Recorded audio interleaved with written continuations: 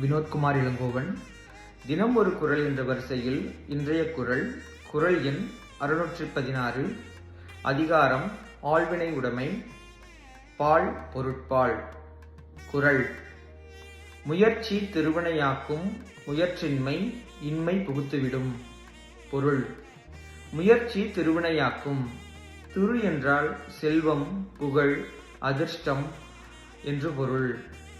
ஒருவன் தொடர்ந்து தளர்ச்சி இல்லாமல் முயற்சி செய்து கொண்டிருந்தால் அவன் வாழ்வில் எல்லா செல்வமும் புகழும் தானாக சேர்ந்து வரும்.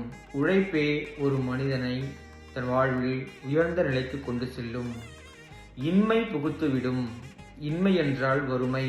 ஒருவன் எவ்வளவு திறமைசாலியாக இருந்தாலும் முயற்சி செய்யும் குணம் இல்லாமல் இருந்தால் அவன் வாழ்வில் வறுமையை வாட நேரிடும். சோம்பேறித்தனம் ஒரு மனிதனை தாழ்ந்த நிலைக்கு தள்ளிவிடும். மீண்டும் குறள்: முயற்சி திருவினையாக்கும், முயற்றின்மை இன்மை புகுத்திவிடும். நன்றி.